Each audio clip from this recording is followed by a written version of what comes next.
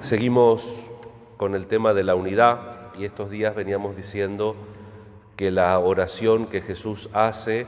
en este capítulo 17, en la Precatio Sacerdotali's, en la oración sacerdotal, es una oración que hace para los apóstoles y que hace para toda la Iglesia. Y hoy queda expreso eso. Dice que Jesús reza por ellos, por estos que me diste, y por los que gracias a su palabra creerán en mí. Esa es la sucesión, la tradición. Tradere en latín es entregar. Y nosotros a través de las generaciones nos vamos entregando este anuncio de la buena noticia, este anuncio del Evangelio. Por eso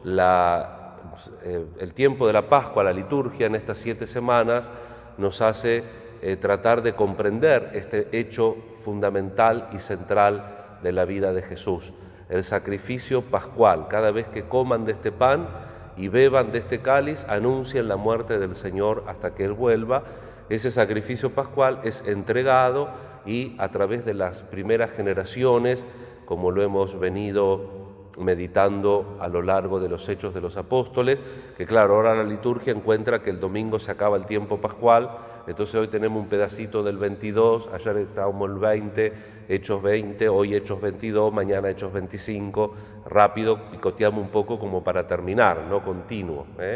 pero se nos quiere mostrar esa dinámica de la apertura del espíritu, esa unidad que aglutina la diversidad, como decíamos ayer.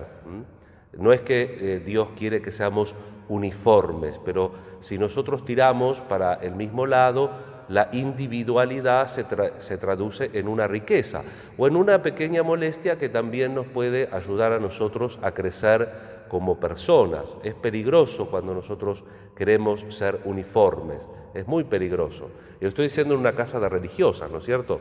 que una cosa es que tengan las mismas constituciones, que tengan el mismo carisma, pero otra cosa es que cada uno desde su personalidad propia, como decíamos el otro día, si es cierto, como nos enseña la antropología teológica católica, que el alma es creada directamente por Dios, hay una singularidad ontológica. No es que nos inventamos que somos distintos, hay un presupuesto de comunidad biológico por el cual perpetuamos la especie y después hay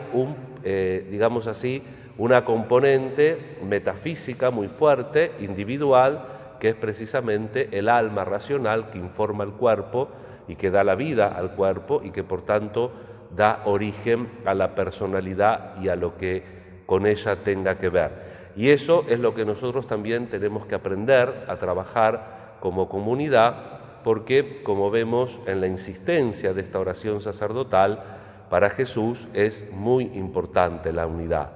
Utunum sin, para que sean uno. Es importante que nosotros seamos uno para testimoniar, porque Jesucristo está rezando también por los que creen en esa palabra que ellos van a dispersar con la certeza de que Él está con nosotros hasta el fin del mundo, por toda la tierra, y que nosotros hacemos, y eso lo tenemos que hacer con un testimonio de unidad, que no necesariamente de uniformidad, pero sí una unidad que tenemos que ir construyendo. Y para eso, en el ejercicio de la vida real y de la singularidad de cada uno de nosotros, también tenemos que aceptar el consejo de Jesús, que por un lado tenemos que ser hábiles, astutos, dice, y mansos, como serpientes astutos, como palomas mansos. Y ese ejemplo hoy lo tenemos en Pablo, saltando unos capítulos en los Hechos de los Apóstoles. Ayer se despedía Pablo de Éfeso, que se iba a Jerusalén, ya lo tenemos en Jerusalén, llega aproximadamente en la fiesta judía de Pentecostés del año 57 a Jerusalén, y los judíos no lo podían ni ver, la realidad sea dicha. Esto testimonia lo que nosotros nos damos cuenta por la manera de escribir y por la manera de comportarse. Pablo tenía un temperamento impresionante, aparte evidentemente que tenía una capacidad de influir en la sociedad muy importante, y eso evidentemente que estuvo superpotenciado por esa manifestación, por ese encuentro, por ese fenómeno místico que Pablo tuvo con Jesús, por el cual Jesús lo constituye el último de los apóstoles. Y este Pablo entonces va ahí y así como él ayer abría su corazón, y digo que nosotros también no tenemos que tener problema en tener flaqueza, pero siempre las tenemos que poner en la perspectiva de lo sobrenatural, porque si no fracasamos, hacemos agua, si no dividimos, no unimos. Y entonces ayer Pablo decía, va a ser la última vez que vuelvo a Éfeso, y no, después volvió. A veces uno piensa que está todo acabado y no está todo acabado. Y él tenía también, así como un proyecto humano, porque a veces no hay que tenerle miedo al humano, vuelvo a decir lo mismo, hay que ponerlo en la perspectiva de Dios. Y entonces él tenía un proyecto humano de ir a Roma. Y evidentemente que no era una ambición personal, sino como él también dice que no quería que la palabra quede encadenada, entonces quería ir a Roma. Y acá, con su astucia, con su conocimiento del mundo hebreo, encuentra la oportunidad para tejer y para de esa manera hacerse mandar a Roma. Entonces cuando el tribuno lo rescata de la trifulca en el Sanedrín, y otra vez va el tribuno a ver, porque realmente quería ver qué estaba pasando ahí, por qué los judíos estaban encarnizados con Pablo, aprovechando la división interna, ¿ven el problema de la división? Que había saduceos y había fariseos, que los fariseos creían en la resurrección como él y en los ángeles y los otros no, aprovecha y mete. Entonces aprieta el botón del delirio y los delirantes empezaron, no, que los ángeles sí, que los ángeles no, y a él se olvidaron un poco de Pablo, entonces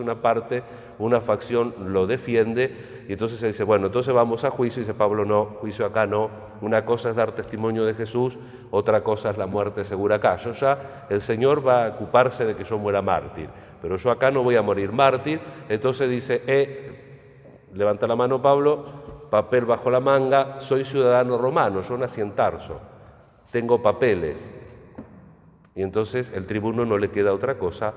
que apelar al César, que vamos a ver así un poquitito, tal vez antes de que termine la Pascua. Pero digo, fíjense cómo los hechos humanos, si uno lo ve en la perspectiva de Dios, tienen otro sentido y también tienen otra misión. En cambio, si nosotros lo privatizamos, muchas veces las cosas terminan muy mal, no porque tengamos deseos personales o porque tengamos fragilidades personales, sino porque no tenemos el coraje y la valentía de ponerlas en la perspectiva de lo sobrenatural, de preguntarle a Dios qué está esperando de nosotros en esa situación difícil o complicada que estamos viviendo. Ojalá que estas 7 semanas de la Pascua nos ayuden a todos a intensificar nuestra vida de comunión con Dios, de comunión con los hermanos. Pedimos en este jueves especialmente por todas las vocaciones, pedimos también por nuestra diócesis que dentro de un rato el obispo con un reducidísimo número de ministros va a celebrar la misa crismal para tener los óleos que sospecho y espero podamos usar de aquí a un tiempo cuando volvamos a tener la liturgia como corresponde. Que el Señor nos ayude entonces a todos y recemos por las vocaciones sacerdotales, religiosas, de laicos comprometidos, y que ojalá todos pidamos al Señor la fuerza y el coraje y la paciencia de trabajar por la unidad. Que así sea.